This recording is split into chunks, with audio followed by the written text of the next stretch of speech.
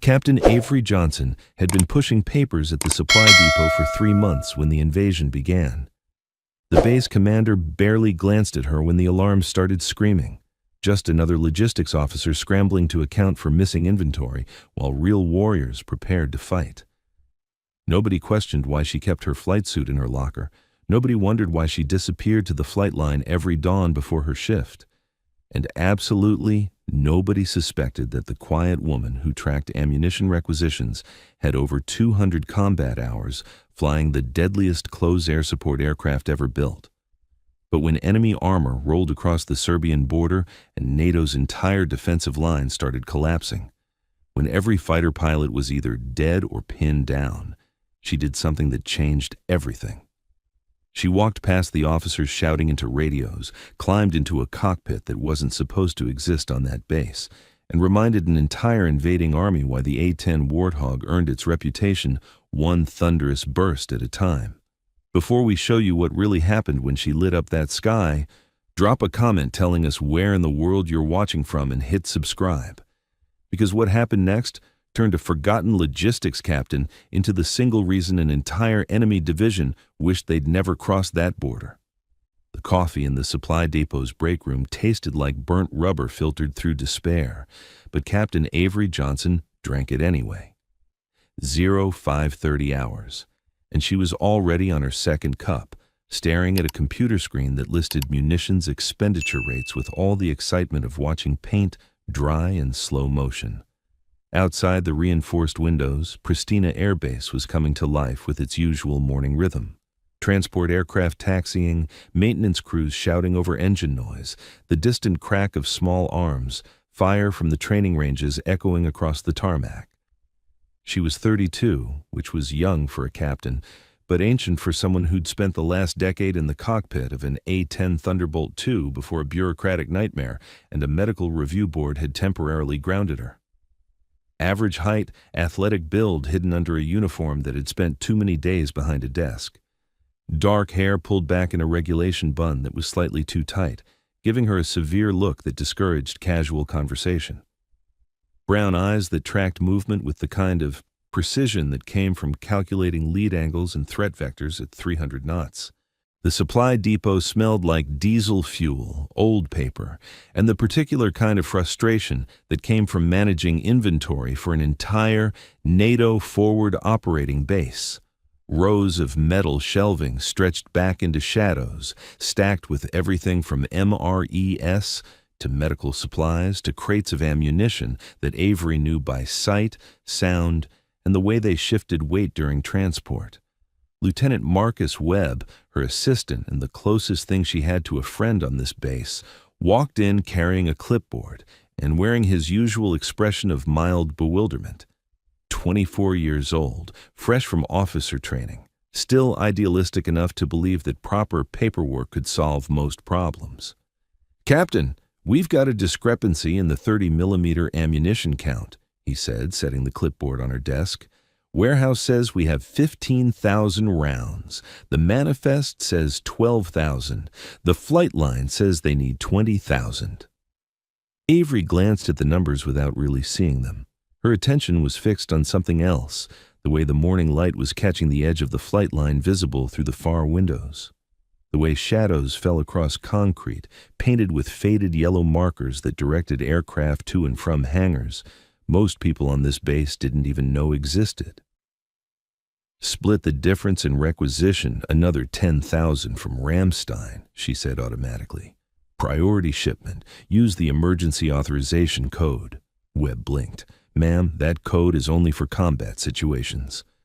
"Then I guess it's a good thing we're sitting on the edge of a potential combat zone, Lieutenant." He wanted to argue. She could see it in the way his jaw tightened.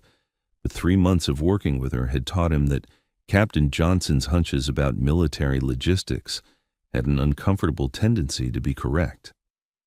He picked up his clipboard and headed back into the warehouse depths, muttering something about paperwork and regulations. Avery returned her attention to the window, to the section of the base where 3 hangars sat in permanent shadow, their doors closed, their interiors classified at levels that made most of the base command structure nervous. She had been watching those hangars for 3 months, noting the patterns of security patrols, memorizing shift changes, cataloging the subtle signs of maintenance activity that most people wouldn't recognize as significant. Because inside one of those hangars sat an aircraft that officially didn't exist. An A-10C Thunderbolt II that had been quietly moved to Pristina as part of a rapid response deterrent force, then quietly forgotten when political priorities shifted and budgets got reallocated. The base commander knew about it the way someone knows about an embarrassing relative they don't talk about at family dinners. The aircraft was listed on inventory sheets that nobody read, maintained by a crew that operated in bureaucratic shadows, waiting for orders that would probably never come. Avery knew about it because she'd made it her business to know, because she'd spent 2 months cross-referencing maintenance logs and fuel consumption reports until she'd found the ghost entries that proved something was being kept operational in Hangar 7. And because every morning before her shift officially started, she walked to that hangar, showed credentials that technically gave her access to every supply-related facility on base, and spent an hour in the cockpit of that forgotten Warthog, running through pre-flight checks and system diagnostics that kept her skills sharp and the aircraft ready, just in case. The alert sirens started at 06:15 hours, turning the morning from routine to chaos in the space of 3 electronic wails. Avery was on her feet before the second siren finished, coffee forgotten, already moving toward the command bunker with the kind of purposeful stride that made people get out of her way without understanding why.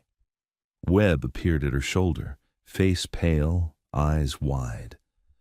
"What's happening?" he asked, shouting over the sirens and the sudden roar of jet engines spinning up across the base.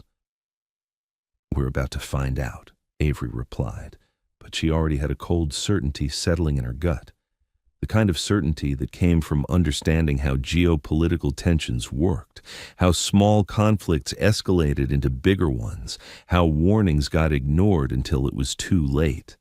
The command bunker was organized chaos, officers crowding around tactical displays, radio operators shouting updates in 3 different languages, the base commander, Colonel Harrison, standing in the center of it all like a lighthouse in a storm.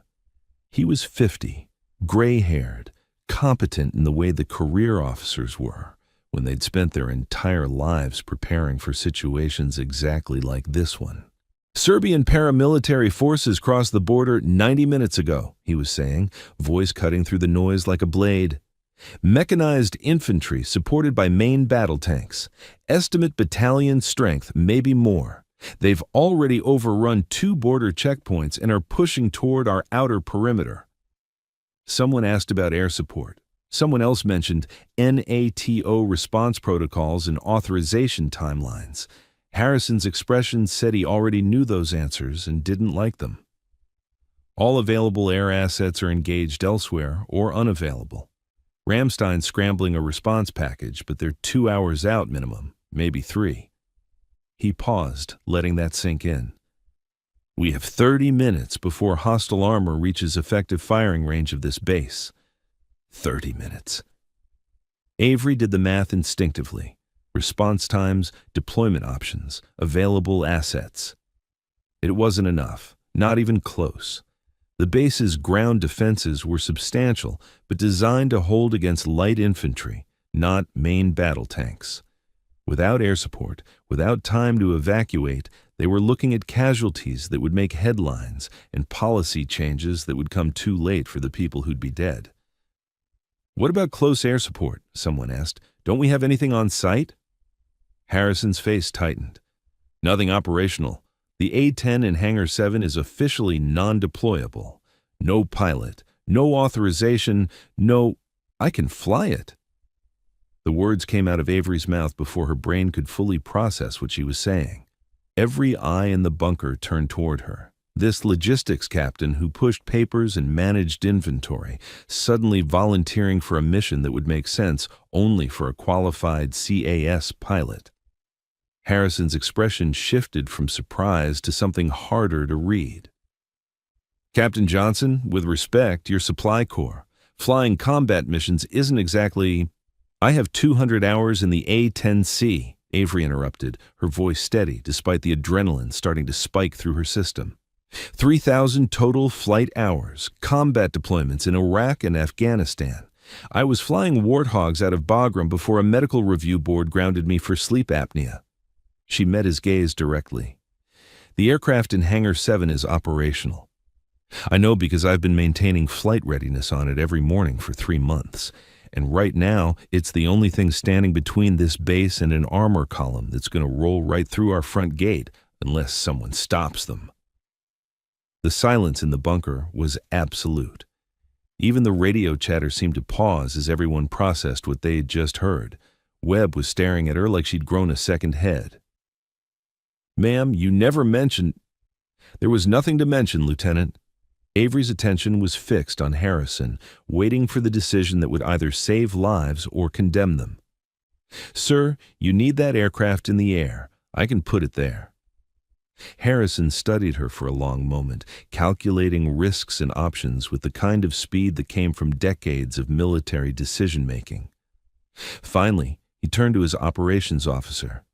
"Get Captain Johnson to Hangar 7. Full weapons loadout, everything that bird can carry. Authorization code Tango Echo 7. He looked back at Avery. "You've got 20 minutes to be wheels up, Captain." "Make them count." Avery was already moving toward the door. Behind her, she heard Webb's voice. "What about the supply depot?" She paused just long enough to look back. "Figure it out, Lieutenant. You're in charge now." Then she was running. The flight line was controlled madness. Ground crews scrambling to secure loose equipment, transport aircraft taxiing toward the runway, soldiers taking defensive positions behind blast walls and sandbag barriers. Avery ignored all of it. Her focus narrowed to a single target.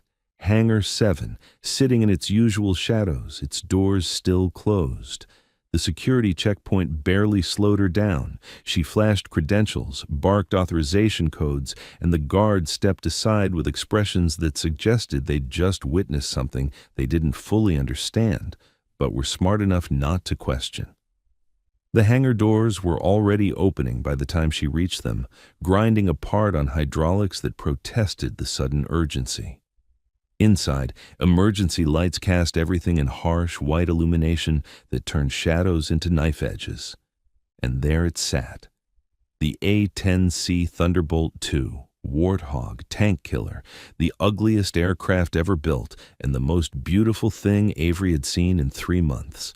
Gray-green camouflage paint, twin turbofan engines mounted high above the fuselage, and the massive GAU-8 Avenger 30mm rotary cannon slung beneath the nose like the promise of retribution, made physical. The maintenance crew chief was already there, a grizzled master sergeant named Kowalski who'd been keeping this bird operational on paperwork that barely existed. He looked at Avery with knowing eyes. "Figured someone would remember her eventually," he said, gesturing to where the weapons crew was already loading Maverick missiles onto wing pylons. "She's fully fueled, systems green, cannon loaded with 1,150 rounds. We're hanging 6 AGM-65s, rocket pods, and an AIM-9 just in case someone gets stupid."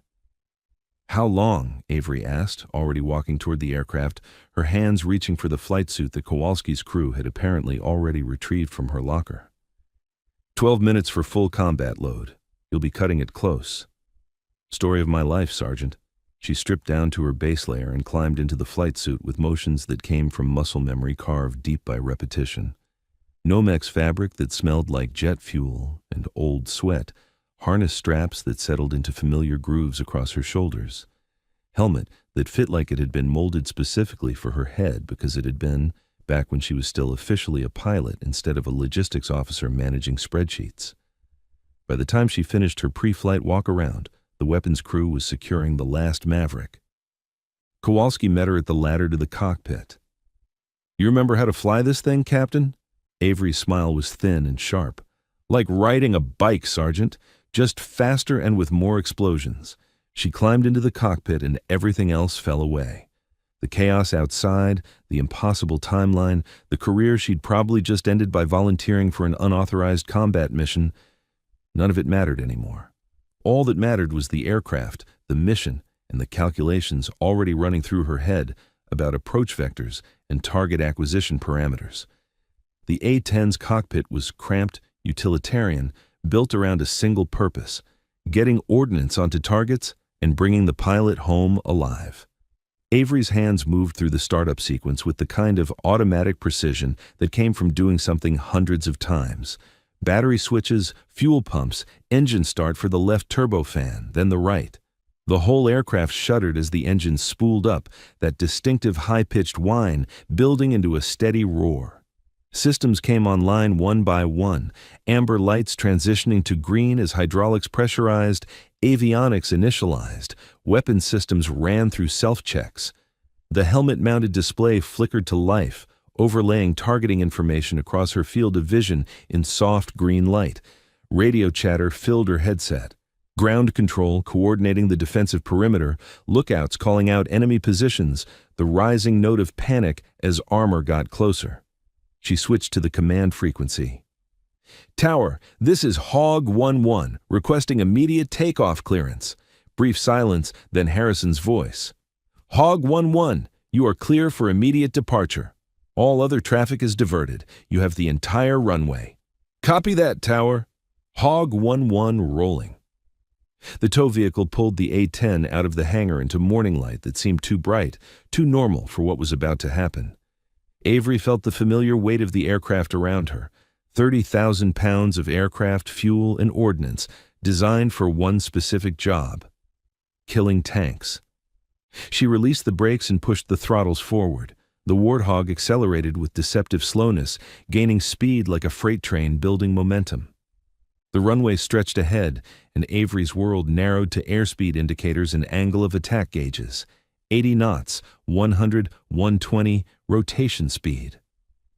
She pulled back gently on the stick, and the A-10 lifted off the runway with the grace of something that had no business flying but did it anyway out of sheer stubborn determination.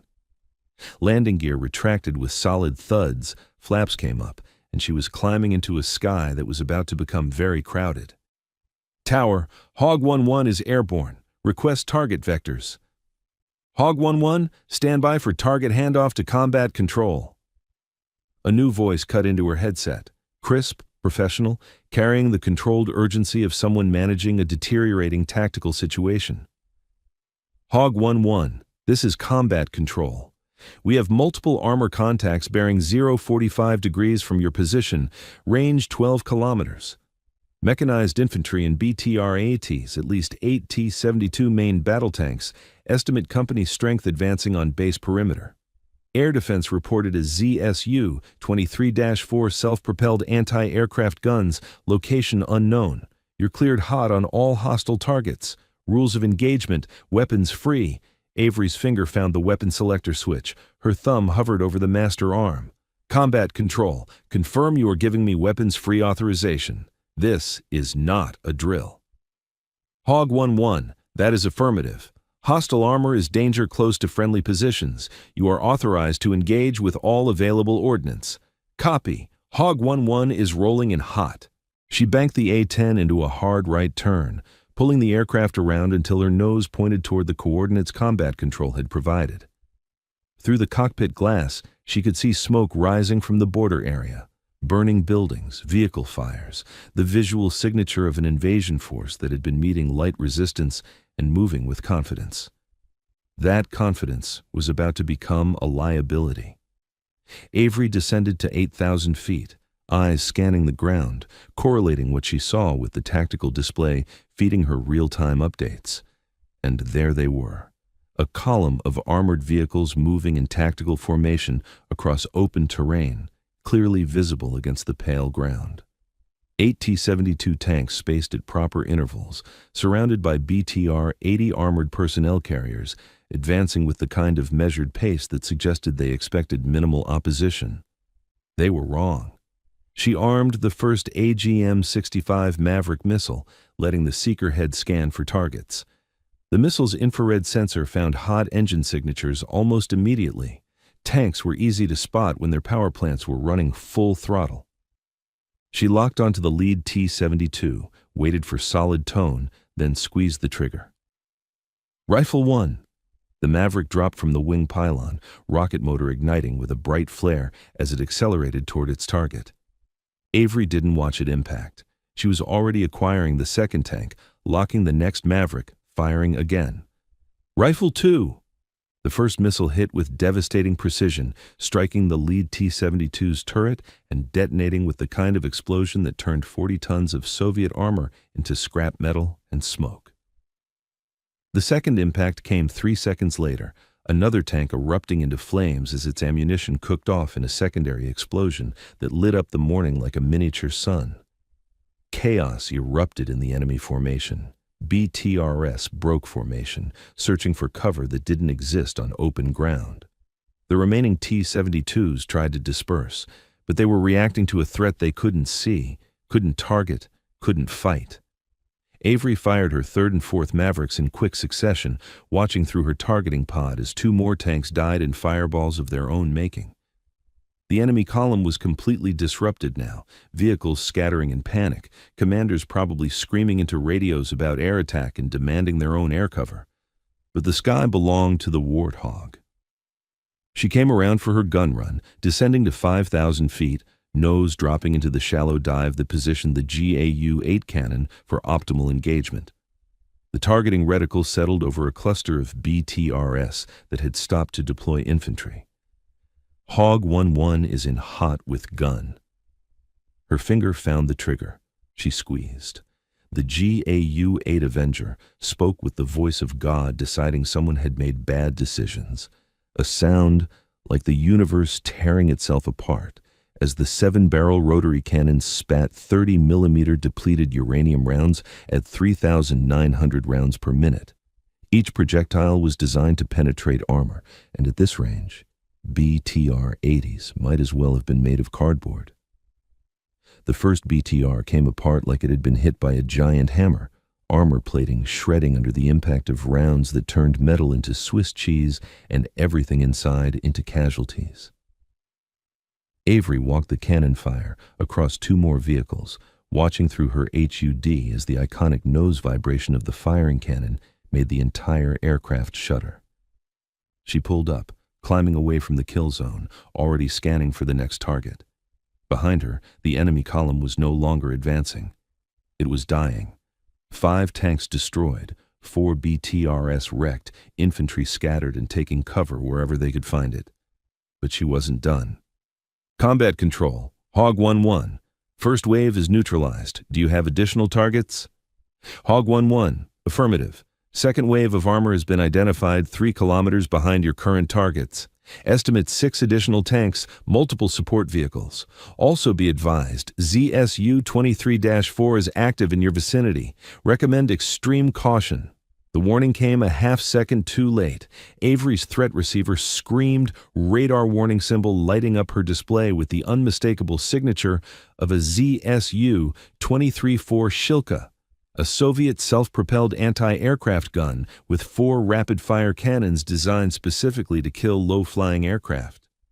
She broke hard left, dumping chaff and flares, the A-10 responding with the maneuverability of something that wasn't supposed to turn this tight, but did it anyway. Tracers arced through the space where she'd been 2 seconds earlier, bright lines of death that would have torn her aircraft apart. The Shilka was good. Whoever was operating it knew their business. They were tracking her turn, adjusting fire, boxing her into a corner where evasion would become mathematically impossible. But Avery Johnson hadn't survived 200 combat hours by playing fair. She reversed her turn mid-maneuver, a move that violated every sensible flight principle, but worked because the A-10 was built by people who understood that sometimes pilots needed to do impossible things. The Shilka's operator lost tracking for just a second, and a second was all she needed. She rolled inverted, pulled the nose down, and dove toward the enemy position with her last 2 Mavericks already armed and locked. The radar warning was still screaming, tracers were still reaching for her, and she was diving straight into the teeth of an anti-aircraft system that had killed better pilots than her. Rifle 3, Rifle 4, she called, voice steady despite pulling 6 Gs in a dive that made her vision gray at the edges. Both Mavericks launched simultaneously. She didn't wait to confirm hits. She pulled up hard, climbing away, feeling the airframe protest under stress, loads it wasn't designed for, but would tolerate because this was exactly the kind of abuse the Warthog was built to survive. Behind her, 2 explosions occurred almost simultaneously as both missiles found their target. The ZSU-23-4's radar signature vanished from her threat display, replaced by the visual of a burning wreck that would never threaten aircraft again. Shilka is down, she reported, circling back toward the second armor wave that Combat Control had identified. Engaging second wave. She had 2 Mavericks left, rocket pods still full, and 600 rounds remaining in the cannon, more than enough to finish the job. The second armor wave never had a chance. They'd seen what happened to the first column, witnessed tanks reduced to burning metal by an aircraft they couldn't effectively fight, and their morale was already breaking before Avery made her first pass. She came in from their flank, using terrain masking to hide her approach until she popped up over a ridgeline like death arriving on schedule. The remaining 2 Mavericks killed 2 more T-72s before the enemy could react. Then she was in among them with the gun, making pass after pass, each burst of 30mm fire, dismantling vehicles and destroying the will to fight. By the time she pulled off target, the second wave wasn't an armor column anymore. It was a collection of burning vehicles and scattered infantry who'd abandoned their equipment and were running for the border they'd crossed with such confidence barely an hour earlier. Combat Control, Hog 1-1. All immediate threats neutralized. Enemy forces are in full retreat. I have Winchester on missiles, approximately 400 rounds remaining in gun. Request battle damage assessment and additional tasking. The response came not from Combat Control, but from Colonel Harrison himself. His voice carried something that might have been awe or relief, or the kind of exhaustion that came from watching impossible situations resolve themselves through sheer force of will. Hog 1-1, return to base. Outstanding work, Captain. You just saved this entire installation. Avery brought the A-10 around in a long, lazy turn, pointing her nose back toward Pristina Air Base. The aircraft felt lighter now without the missiles, and she could see smoke from the destroyed enemy column staining the sky behind her. Just doing my job, sir, she replied. But inside, she was smiling. Because this right here, in the cockpit of an aircraft designed to do one thing better than anything else in the world. This was where she belonged. Not pushing papers in a supply depot, not managing inventory spreadsheets. But here, in the sky, making impossible decisions at 300 knots and reminding the world why the A-10 Warthog was still the most feared close air support aircraft ever built. The landing was textbook perfect. Wheels touching down exactly on the numbers, engines spooling down as she taxied off the active runway. Ground crews were waiting, and behind them, she could see what looked like half the base command staff standing at attention. She shut down the engines, completed her post-flight checks with the same methodical precision she'd used to start the mission, then popped the canopy and climbed down. Colonel Harrison was the first to reach her, and his expression was complicated. Relief mixed with something that looked like he was reassessing every assumption he'd ever made about logistics officers. Captain Johnson, he said formally. Then he stopped, shook his head, and his expression shifted to something warmer. Hell of a job up there. Thank you, sir. Avery pulled off her helmet, feeling 3 months of desk work frustration evaporate like morning dew. The aircraft performed exactly as expected, and the pilot exceeded all expectations. Harrison paused, clearly wrestling with something. I'm going to have questions. Starting with why an A-10 pilot with your record was rotated to Supply Corps instead of getting back in the cockpit where you clearly belong. Avery's expression remained neutral. Medical review board, sir. Sleep apnea.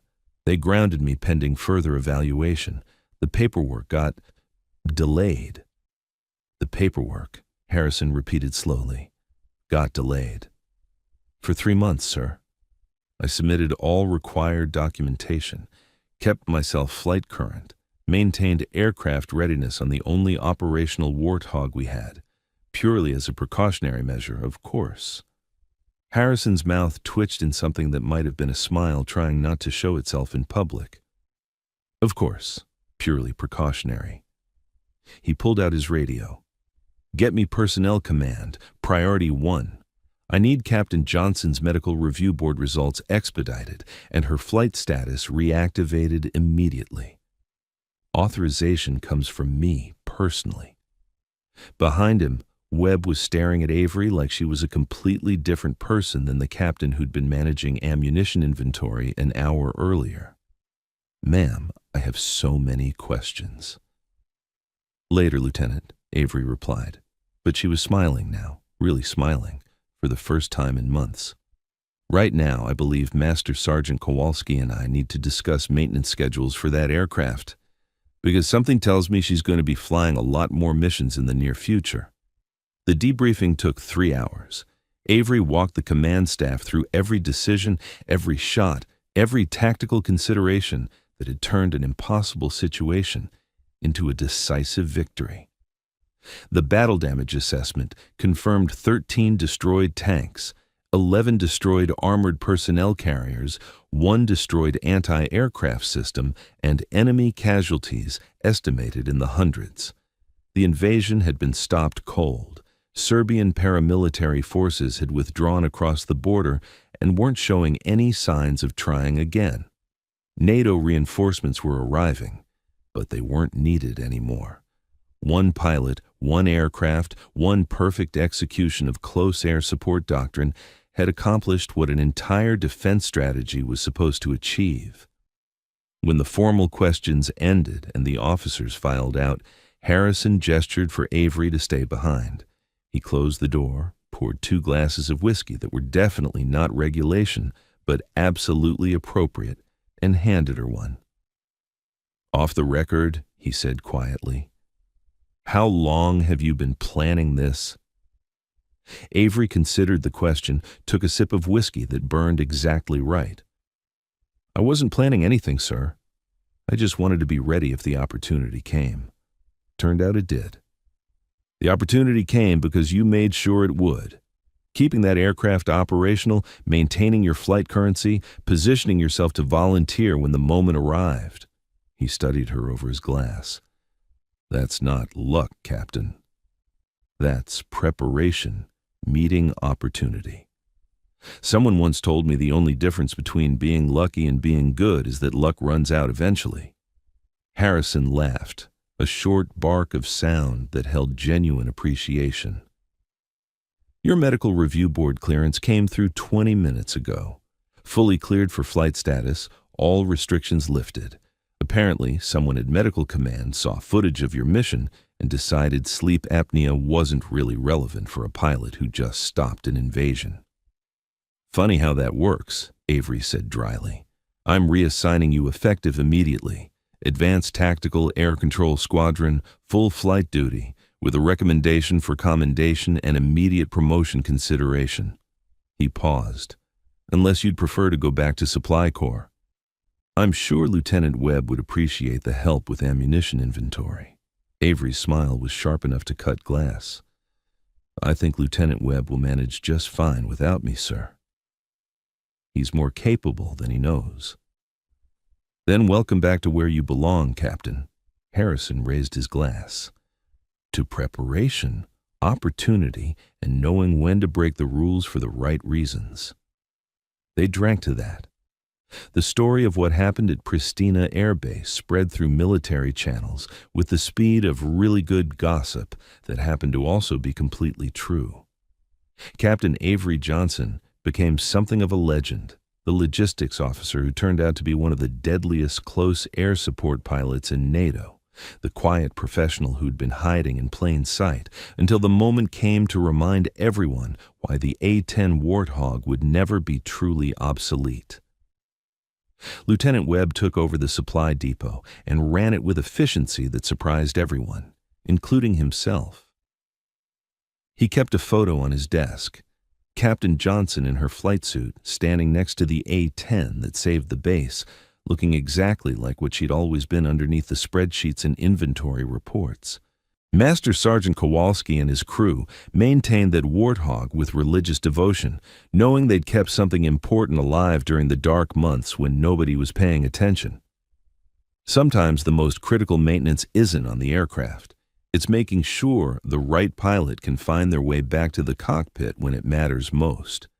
The enemy forces never tried crossing that border again, not because of diplomatic negotiations or political pressure, but because somewhere in their operational planning, someone had written a single sentence that carried more weight than any treaty.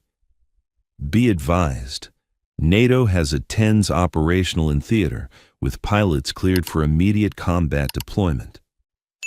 And in a ready room somewhere in Eastern Europe, Captain Avery Johnson sat in a briefing, planning the next mission, surrounded by other pilots who understood what she'd always known, that the most dangerous people are often the ones nobody's watching.